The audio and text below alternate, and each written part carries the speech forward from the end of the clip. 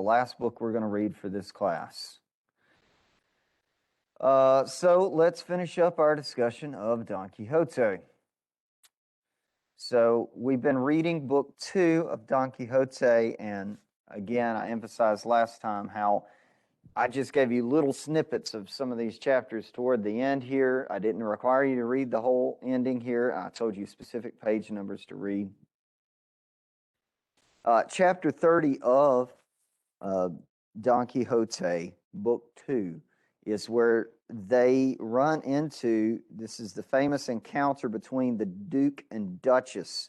And what is so interesting about this encounter is that they have read the book that Cervantes wrote about Don Quixote, part 1, and they know who Don Quixote and Sancho Panza are. And so they decide to play into their fiction. They decide to validate their fiction. And they acknowledge Don Quixote as a real-life knight-errant and Sancho Panza as a real-life intelligent squire. And they do all of this to have fun because they're bored. They don't have anything better to do besides to make fun and to mock people. And so they come in and they play the part. They themselves create a fiction in order to validate the fiction of Don Quixote. Now, this whole process calls into question this idea of whether the reality that we live in, that we all say, this is the real world, and everybody acknowledges that's the real world, whether that reality is in fact a fiction that has been created, and we all have decided to play a part in this game here. Is the real world that we live in the United States of America, and is it ruled by democratic process and all of these various things? Is our real life leader Joe Biden, and we have congressmen and all these things? Is that the real world? Are we in Mississippi? Or is this all a fiction that we choose to play a part in? You know, if you've ever run into a madman, a really crazy person, and I have, I promise you, I have in some of these places that I've been in some sordid places in my life, and I've ran into some madmen, you know, and they didn't care who was the president, they didn't care who the policemen were, or whether there was a neighborhood watch sign out in the front of your house. They're going to come up to your house and they are going to bother you, and they don't have any respect for you or anything like that. They don't acknowledge the same world that you live in. And so it brings into question this idea of whether the real world we live in is something that is real, or whether it's a fiction that we all choose to play a part in. And in this case here, they create their own fictional world and choose to play a part in. And they invite Don Quixote and Sancho Panza into it. And this is what we see on page 690 right here. The Duke and Duchess waited with the utmost pleasure and eagerness to make Don Quixote's acquaintance, intending to play along with him, to agree with everything he said, and treat him as a knight-errant as long as he stayed with them, with the ceremonies described in the books of chivalry, which they had all read and were fond of. So they continue to call him the Knight of the Sorry Face and stuff like that because they only read part 1. They don't know Don Quixote in part 2, where he tries to fight against whatever it is that Cervantes portrays him as. And Sancho Panza defends Don Quixote, saying, no, he has proved himself. He is the Knight of the Lions. He is not, which is a more dignified title. And so he's trying to assert Don Quixote's authority in the face of what the author of the work said previously about him. His own autonomy in comparison to the author of his fiction. Don Quixote is trying to be the author of his own fiction, even though he is a fictional character. The irony is apparent. You also see, like, in the case of the Duke and Duchess, in one sense, they're trying to have good fun, but in other sense, the work portrays them kind of negatively in this sense because they're having their fun at the expense of someone else and to mock them, And so while it is good fun, we are in favor of Don Quixote and Sancho Panza more than in the case of those cats. Sancho Panza and Don Quixote are sympathetic characters, whereas the others are not. Think about it this way, and what the work might be implying.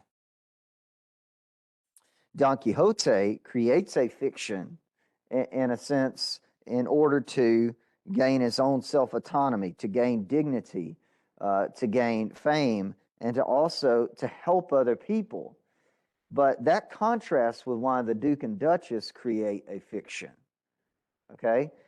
That is presented in some ways positively, in other ways negatively. In the case of the Duke and Duchess, they're creating a fiction in order to entertain themselves at the expense of others. Okay? Not in order to validate themselves or to make themselves more dignified. So we see two different reasons for creating fictions, and one of those reasons seem to be validated more than another. And that is a thematic statement right there when you look at it. What are some reasons to create a fiction, to create a fictional reality, an alternate reality? What is a healthy reason to do it? What is an unhealthy reason to do it? Why do some people do it versus others? What is a more sympathetic reason to create a fiction than another? All of this is taken within a backdrop of the fact that Cervantes himself is creating a fiction. He's creating the fictional Don Quixote book that's sitting, well, actually I left mine at home, but here is the picture of it right here. He created this fiction. And this is all in contrast to what we learn, if y'all read, what I assigned for this time, when Don Quixote learns that somebody else besides Syed Hamet Benengeli, besides Cervantes, has created a fiction of Don Quixote, a fictional second part. Perhaps I need to clarify that again. In real life, if you call it real life, right? In this class, when we're talking about this book, the distinction between real life and fiction is hard to figure out. But in the real world, Cervantes took too long to publish the second fiction, as popular as this was, to publish the sequel to Don Quixote. So somebody else pretended to be Cervantes and published a second Don Quixote. They were under another name, okay? And they said, this is the authoritative Don Quixote.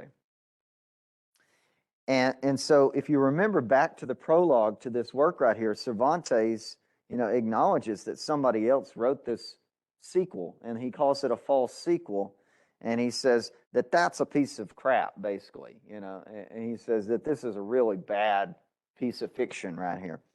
And so all of that is to say that in the case of the other person who wrote the fictional sequel of Don Quixote, that person's purpose in writing that, Cervantes says, was only to make money.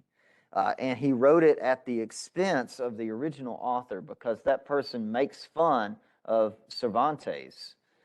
One of the things that person makes fun of is Cervantes has this injured arm. In real life, he has an injured arm, which is a war wound. And he makes fun of this guy as as this writer who's trying to write with a broken hand right here. And Cervantes says, this person's making fun of me at the expense of this, but I have real dignity because my hand was hurt in the war, fighting for Spain, fighting for God and country.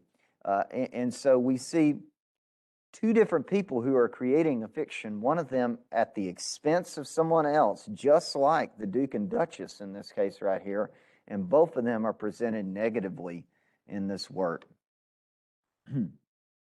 Okay, getting into this elaborate mockery that the Duke and Duchess create for Sancho Panza and for Don Quixote.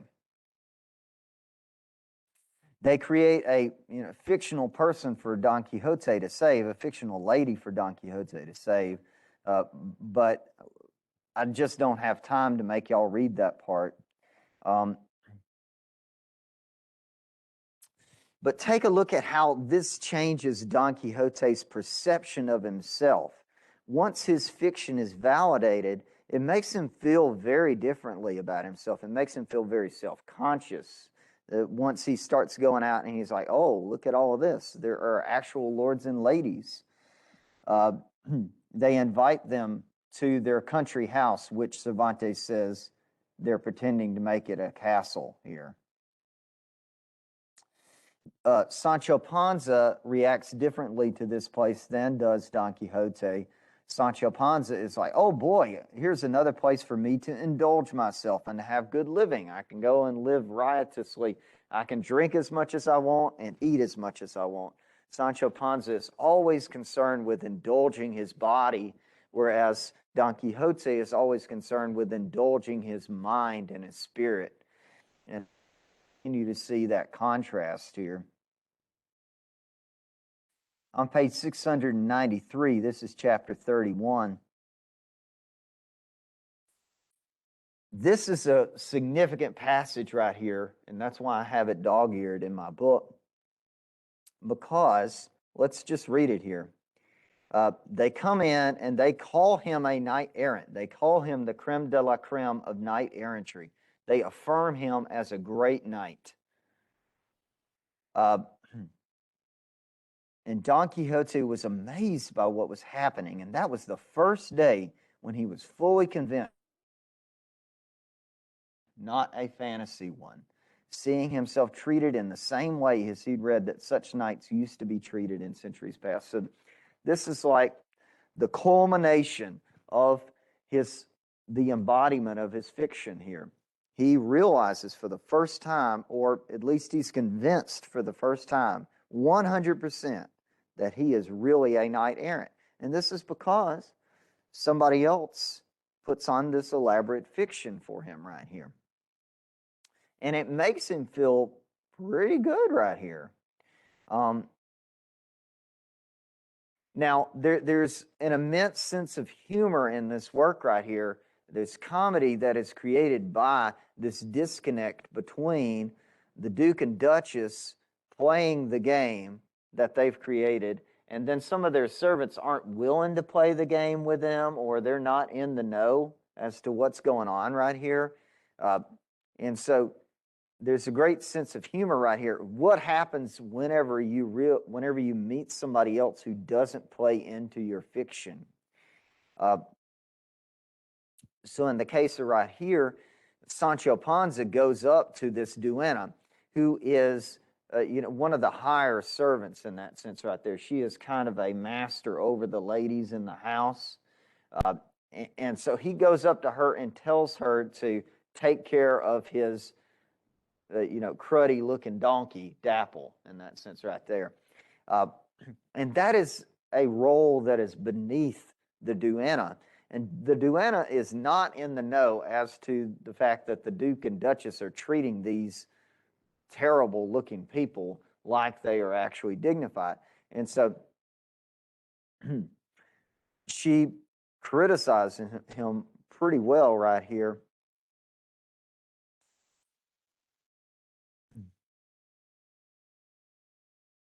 You see, though, that the others on page 659, all of the others, the Duke and Duchess went to great strengths to train them and instruct them as to what they had to do and how they should behave towards Don Quixote to make him believe and see for himself that he's being treated as a knight errant. But at the same time, those who don't recognize that create a great degree of humor. Now, one of the things that happens as Don Quixote encounters all of this is that he tries to keep Sancho in line. He feels like he's trying to be dignified. Finally, I have what I want, but Sancho Panza won't get in line. He won't, act like Don Quixote expects him to. He won't act the way that the squires in the books of knight errantry act. He is ashamed of Sancho Panza and the way that Sancho Panza continues to react. Sancho is a dunderhead and a court jester almost always. And it says right here, he says, "For God's sake, Sancho, control yourself and don't give yourself away so that everybody realizes what court peasant stuff you're made of." Don Quixote asks Sancho to put on a fictional self. He says, "Please act differently than what you are. Please act more dignified than what you are. Control yourself. Don't be that peasant that you always are." But we've read enough of Sancho Panza to know that he is not going to act that way. We know that he is going to consistently be himself. And that's one reason why we love him. And the Duke and Duchess know that as well. So they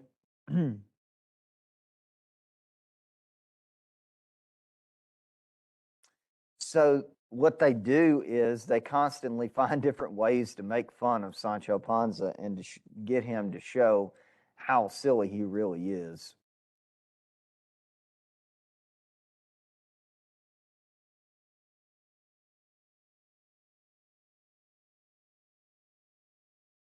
Okay, I'm moving on to the next section right here.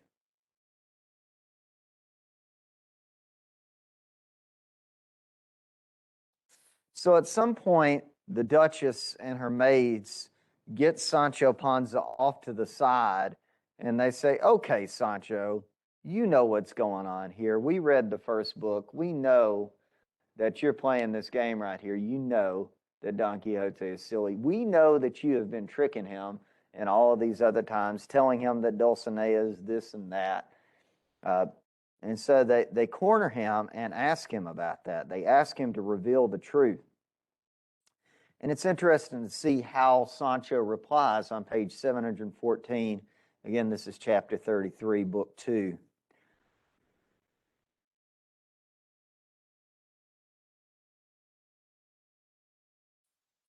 He says, "I reckon my master Don Quixote is stark raving mad.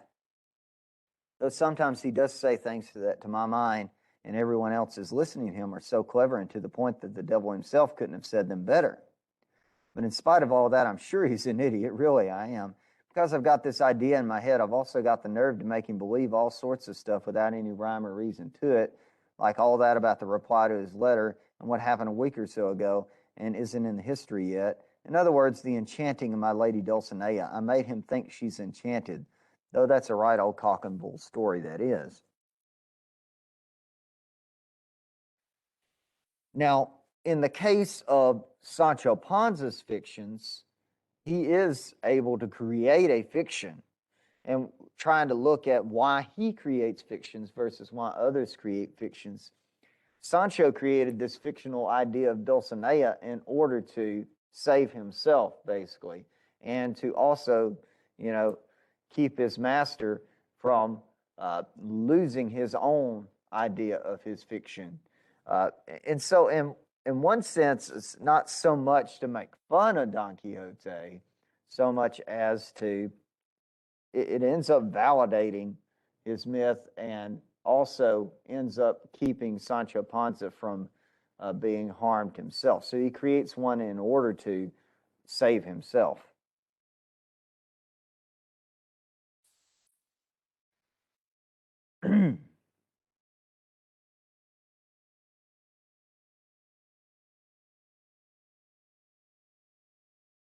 And so the Duchess approaches Sancho and she says, "Well, if he is crazy, then what about yourself?" And he says, "Well, you're right." Uh, that's what she says here. "Since Don Quixote is a poor wretch, a fool, and a madman, and as far as Sancho knows it and still serves and follows him, and has faith in his vain promises, it's abundantly clear that the squire must be even more a fool and a madman than the master." Uh,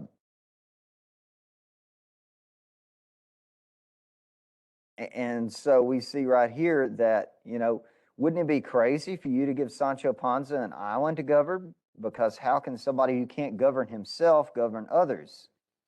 And Sancho says, uh, "Yeah, he's right. Why would you give me an island to govern?" Right there.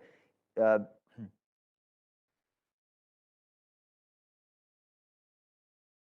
And he says, yes, you're right. If I had any sense, I'd have left my master long ago.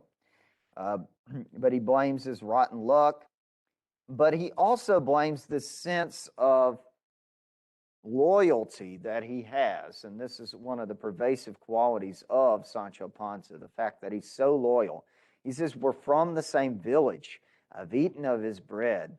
I'm very fond of him, even though he's crazy. He's grateful to me. He gave me his donkeys. And above all, I'm a faithful fellow. So again, this is why Sancho sticks by Don Quixote so much more than him being crazy to follow Don Quixote. It has more to do with his loyalty.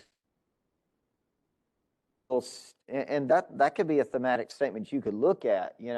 In one sense, that's a pretty prevalent theme in this work right here. Sancho Panza is loyal, therefore he sticks with the madman. Don Quixote has his own kind of loyalty. Don Quixote's loyalty is he's also loyal to Sancho a lot of the time, but he's also loyal to his own fiction and to his own sense of self through pretty much all of the narrative until the very final chapter, when he decides to cast off knight errantry and call it all a lie.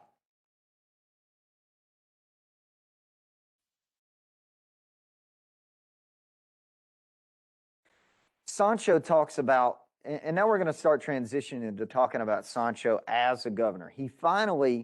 His dream is realized in this work, just as Don Quixote's dream is realized in becoming a validated knight errant at a high court. And Sancho says, I will be a good governor. He believes that he's going to be a good governor, and he explains why. Because I'm kind by nature, and I feel sorry for the poor, because I am poor. I don't try to steal the cakes from people who need it. Nobody's going to play against me with loaded dice, because I'm an old dog and I'm not easily caught, and I can myself do this thing when I need to. Nobody's going to pull the wool over my eyes, because I know well enough where the shoe pinches.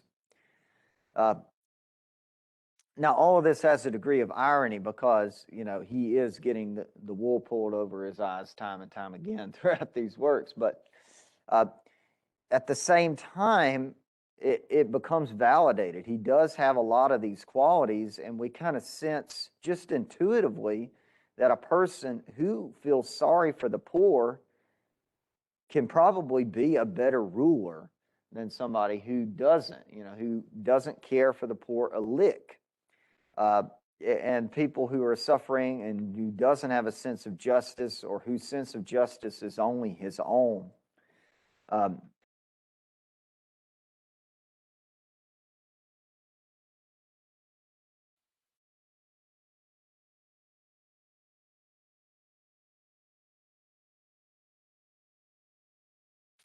Let's move on to book 42 right here.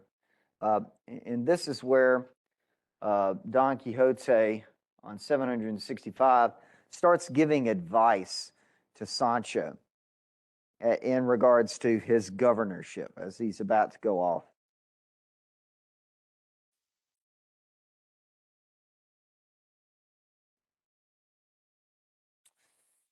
So they pretend to give him a governorship of this town that the Duke is ownership of.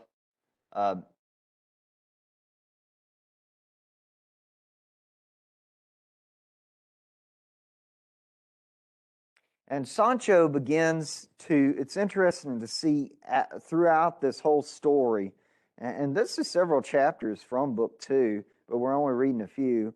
It's interesting to see how his dream gets broken down when it's faced with reality. And this is ultimately something that the work talks about in several times, in several instances. What happens to someone's dream, to someone's ideal representations of themselves when they meet the reality, the harsh reality. So Sancho has this idea of what a governorship is going to be like, being in power, being in charge, all of these various things that he's never had, being able to have whatever you want at any time, he has this idea of what it's going to be like. And whenever he meets that reality constantly, he doesn't like it. It doesn't meet up to his expectations. In the same way that Don Quixote, he's got this idea of what it's going to be like to be a knight errant, and constantly, whenever he meets the reality, it is worse than his expectations. Whereas in book one especially, he's constantly beat up. The reality is harsh.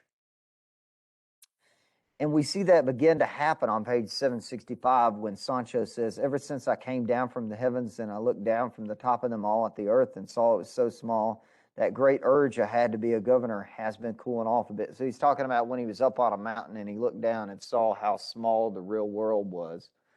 He says, my urge is kind of cooling off here.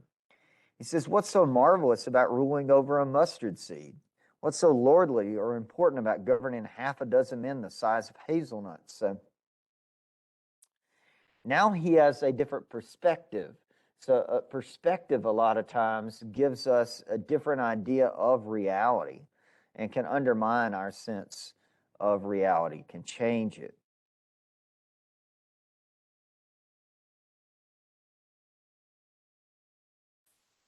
We see why Sancho says he wants to be a governor.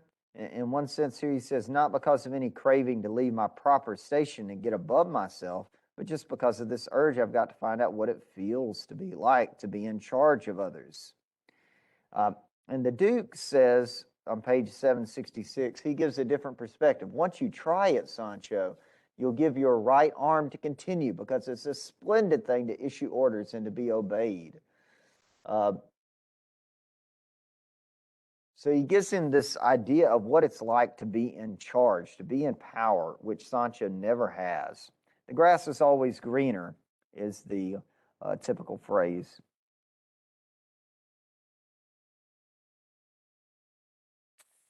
But Sancho Panza, one thing about him, again, I already talked about, is his consistency of identity. He constantly insists on being himself, not somebody other than himself, which is very different from Don Quixote in one sense.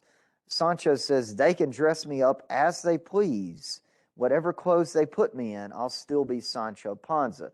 So again, this idea of simplicity, this idea of I have a constant and character right here, and this is who I am, is so distinctive of Sancho. One of the characteristics of Sancho, the Duke says, a good governor needs to be half a scholar and half a captain. Okay? But Sancho says, well, I don't even know my ABCs, But he says, so I can't be a good scholar, but he remembers from school what little he had is the big cross on the first page of the primer, and that's just enough to be a good governor. And it is going to be, in a lot of ways, confirmed in his governorship that we read about, the fact that he remembers this idea of God, and he remembers God's justice, and he kind of puts that first and foremost, this sense of there's a justice that is outside of me, that is bigger than me, that is more dignified than me, and that's what I'm going to try to follow, as opposed to my own sense of justice. Okay, now the good advice from Don Quixote in governorship is given here on page 767 here.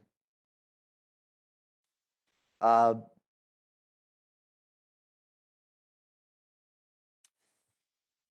Quixote says that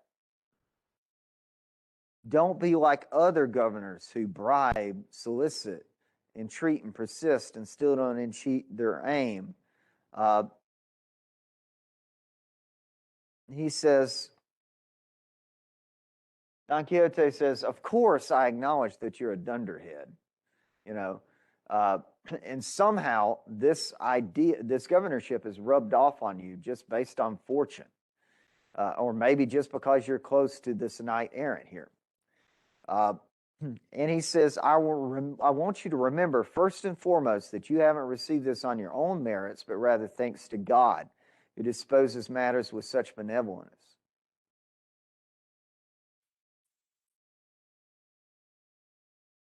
And so he gives him some advice here. He says, these positions that you're about to assume come with great responsibility, but also great confusion. He says, first, you must fear God, for in the fear of God lies wisdom, and if you're wise, you cannot ever err. Secondly, you must always remember who you are and try to know yourself, which is the most difficult knowledge of all to acquire. And Sancho, like we said, has this great sense of self and who he is. Knowing yourself will stop you from puffing yourself up, as did the frog who wanted to be the equal of the ox. So Sancho Panza consistently knows he's a peasant. He knows he's not a governor, and that is one thing that he is going to do when he gets to the governorship. Then he says, governors who are not of noble birth are a lot of times better because they have a gentle mildness, exercised with prudence to deliver them from slanderous gossip. Glory in your humble stock, Sancho, and do not be ashamed to say you're descended from peasants, because when people see that, this does not embarrass you. Nobody will try to make you embarrassed about it. Take pride in being a humble and virtuous man rather than a lofty and sinful one. If you make virtue your method, Sancho, virtue, and you take pride in doing virtuous deeds, you will not have to envy those descended from lords and noblemen, because blood is inherited and virtue is acquired, and virtue has in itself a value that blood lacks. All of this kind of ties into so many different themes that are going on in the work itself, because Don Quixote, again, is a hidalgo without hereditary birth, but he is trying to earn his fame. He's trying to earn his title through his virtue.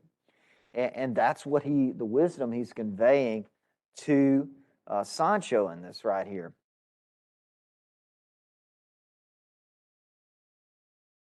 He says, acknowledge your relations. Don't humiliate them. Lavish attentions on them. Give royal treatment.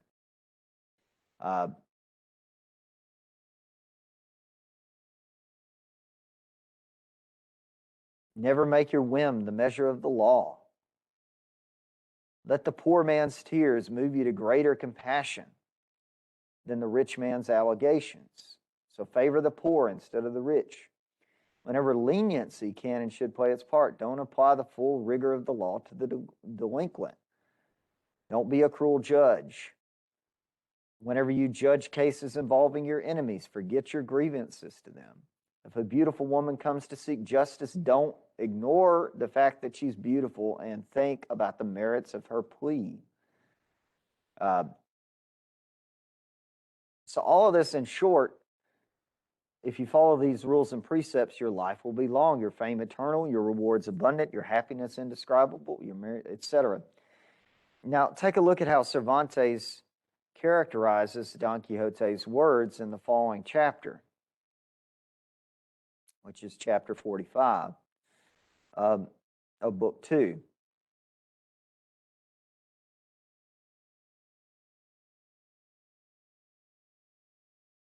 Uh-oh. Did I? I'm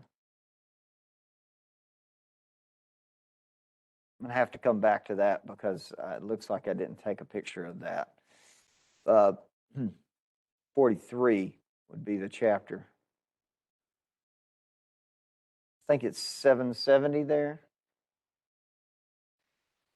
In short, Cervantes praises Don Quixote as making much sense in that case. You got it there? Thanks. It says on 770, if you're taking a look at it there, it says, who could have heard this discourse of Don Quixote's and not considered him to be a man of sound mind and excellent disposition? But as has so often been pointed out in the course of this great history, he only talked nonsense when people led him to the subject of chivalry. and when discussing all other matters, he showed a clear and confident understanding, so that his actions discrediting his ideas and his ideas his actions. But in the second instructions he gave Sancho, he showed a ready wit and raised both his good sense and his madness to a high level. And Sancho listened with rapt attention, trying to store his master's advice in his memory because he was determined to follow it. So on that page 770 there, Cervantes acknowledges the good sense of Don Quixote here and talks about when he's sensible and when he's not, and what's the source of his madness versus the source of his sense right there. So I think it's an important passage for that reason. And it also, Sancho listens to his advice. And as we see in chapter 45 here, when he takes possession of his island and begins to govern it, just look at how he rules it. On page 786, they tell him to put on all of these robes and to take on the title of Don Sancho Panza. But just as Don Quixote told him to do, he stays himself. He says, I am plain Sancho Panza. I'm not Don Sancho Panza. I'm what my father was called and what my grandfather was called. He says, and he talks about the nobility. He says there's far too many nobility already. Remember what I said about Spain in this time period? There's so many nobles. He says they need a good thinning out. They're such a nuisance as mosquitoes. And in short, because I'm running out of time and I only have 6 minutes and I kind of want to get toward the end, take a look at all of these different actions that Sancho does, and they're presented as very sensible. He makes just decisions. He uses wit and common sense in order to make fair decisions, and to such a degree that on page 789, he's declared a second Solomon, who's called the wisest of kings in the Bible.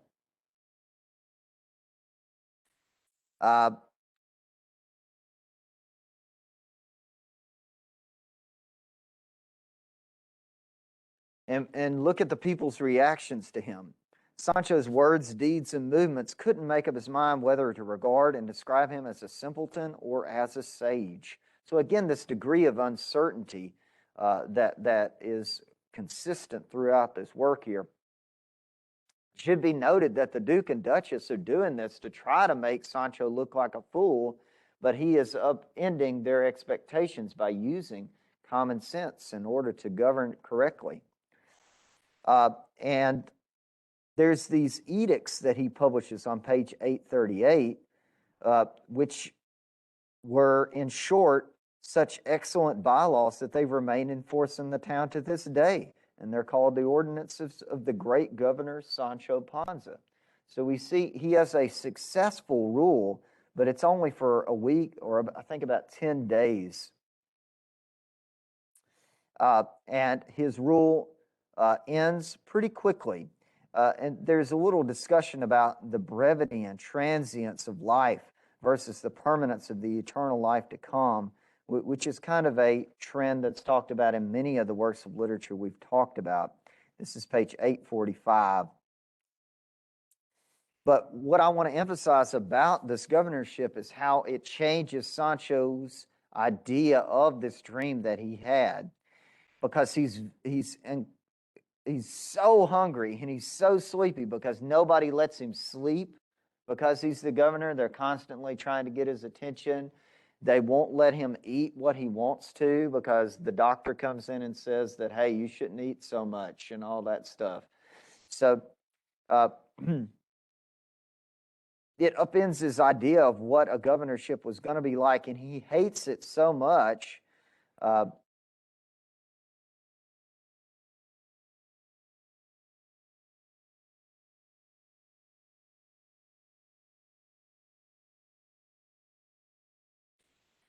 He says, I'm going to get out of here, basically is what he's saying. I'm going to drink me some wine, and I'm going to get out of this place.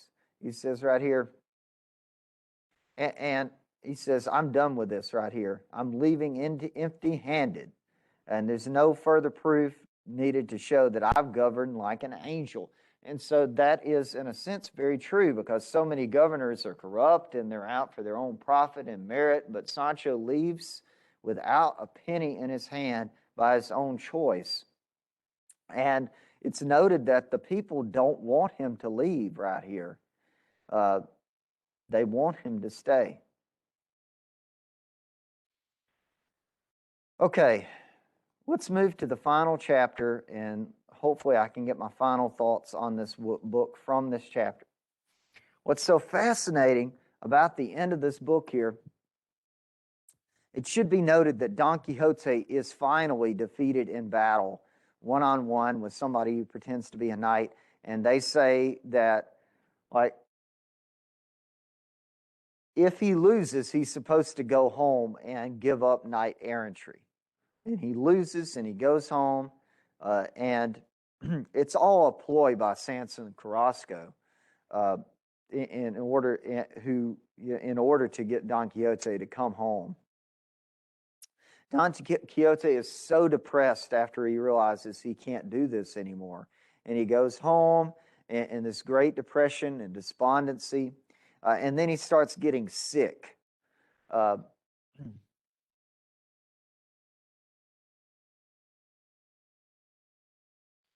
That's what it says right here.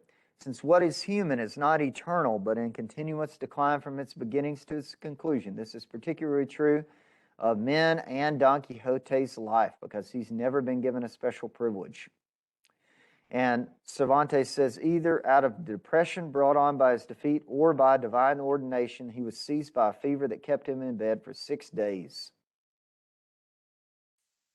And Sancho never left his bedside. So you see constant Sancho's faithfulness right here, in the belief that dejection at his defeat and the disappointment of his hopes for Dulcinea's deliverance and disenchantment had brought him to this state. They tried in every way to raise his spirits, but failed. And when he comes out of this right here, the doctor's opinion was that depression and despondency were killing him. So once he is not allowed to live his fiction anymore, it kills him in a sense. It's driving him to death. This idea that if we can't live a fiction we want, it can drive us to death itself. But then Don Quixote rises out of this fever and he says, God has allowed me to see that I've been ignorant. And these books of chivalry, this life that I've been living, they've deceived me. And my only regret is that this discovery has become so late that it leaves me no time to make my amends by reading other books that make me a light for my soul. And I don't have time to finish talking about it here, but take a look at how Don Quixote he lives up to his word. He gives his property to Sancho. He rewards him appropriately in that sense right there. And it's really interesting to see how they say that this is a new type of madness, perhaps, that he's taken on here in accepting death so complacently in this sense right here. And they kind of appeal to him to go back to his fictional life. But the author presents him as ending his life as a good person. I think that's all worth noting. Next time, at least post half of your discussion forum posts before class on Friday, and then get the rest of it by the end of the day.